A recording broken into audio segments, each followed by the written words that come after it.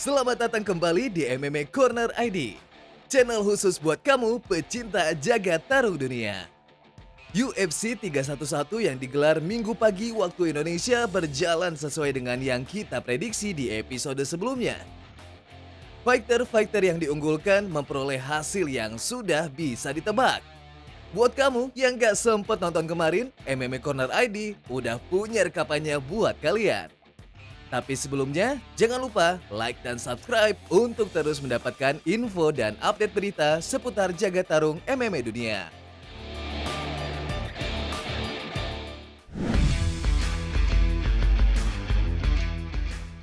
Di laga preliminary, pertarungan penantang gelar juara featherweight selanjutnya antara mantan juara kelas bantam Aljamain Sterling yang berhadapan dengan fighter peringkat 5 featherweight Movsar Evloev. Seperti yang kita udah singgung di episode sebelumnya, laga ini emang pantas masuk ke main card ketimbang laga Bryce Mitchell versus Kron Gracie. Kedua fighter ini benar-benar nunjukin kualitas gulat dan grappling mereka yang tingkat tinggi. Aljo yang merupakan mantan juara tampak percaya diri dan berusaha mengontrol pertarungan. Aljo berulang kali melepaskan takedown dan berhasil menjatuhkan Evloev. Namun sayangnya, posisi yang dominan ini gak dimanfaatkan Aljo buat melancarkan ground and pound yang agresif maupun percobaan submission. Gaya bertarung yang cuma bisa memeluk lawan di bawah gak bakal ngasih Aljo poin di mata para juri.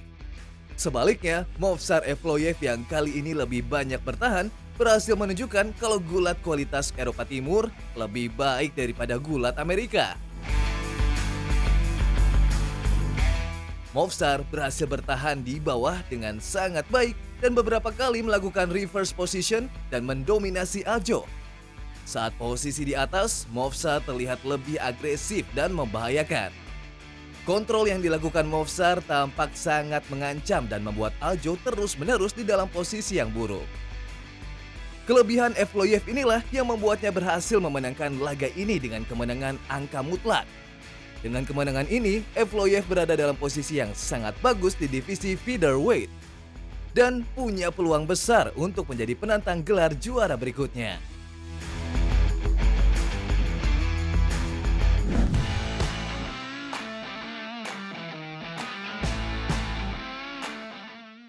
Di laga co-main event, pertarungan perebutan tempat untuk penantang gelar juara kelas welter berikutnya antara dua fighter gak terkalahkan, Shavkat Rakhmonov versus Ian Makadogeri.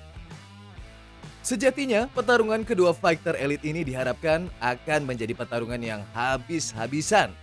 Namun, rupanya kedua fighter ini terlihat saling menahan diri dan menunggu. Seenggaknya di 3 ronde awal.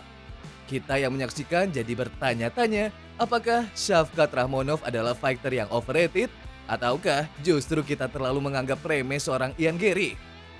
Shavkat yang diunggulkan dalam laga ini terlihat terus menunggu Ian Garry masuk dan melepaskan counter atau serangan takedown. Beberapa kali Shavkat berhasil mendorong Garry ke pagar oktagon, mengunci badan Garry dan berusaha menjatuhkannya. Namun pertahanan Garry memang sangat baik dalam laga ini. Di posisi seperti itu, Shavkat nampak kesulitan untuk menjatuhkan Garry. Kekuatan pertahanan Garry sangat sulit ditembus dan Shavkat terlihat terlalu monoton dalam serangan takedown. Bahkan di ronde kelima, Ian Garry berhasil mengunci dan memasukkan body lock.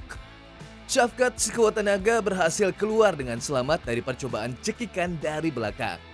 Inilah momen untuk pertama kalinya di UFC, Shavkat berada dalam bahaya yang besar. Posisi pun berhasil Shavkat ubah, namun posisi dominan itu gak berhasil memberikan apa-apa baginya. Shavkat pun untuk pertama kali dalam karir MMA-nya gak berhasil memfinish lawan dan masuk ke keputusan wasit.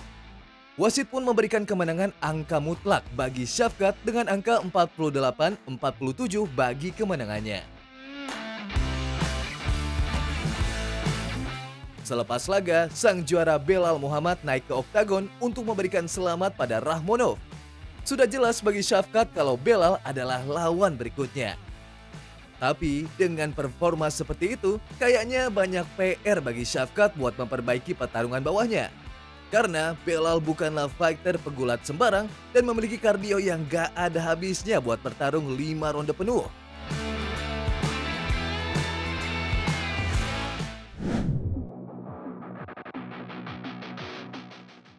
Dan di laga utama, pertarungan perebutan gelar kelas flyweight antara juara bertahan Alexandre Pantoja menghadapi debut UFC Kai Asakura.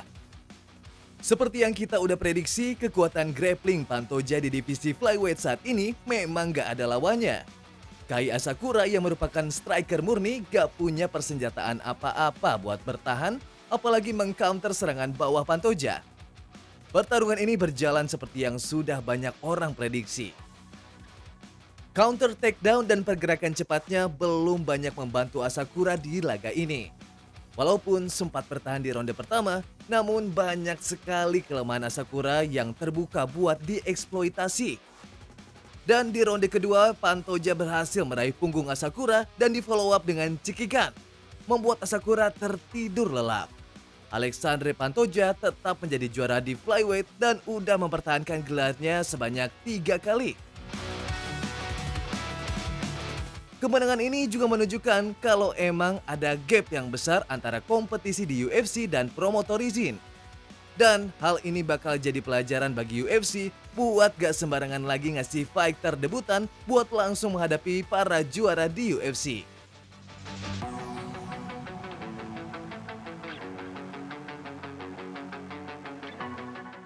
Demikian pembahasan kita kali ini. Kalau kamu suka dengan konten atau pembahasan yang kayak gini, jangan lupa like dan subscribe untuk terus mendapatkan info dan update berita seputar jagat tarung MMA dunia. Sampai jumpa lagi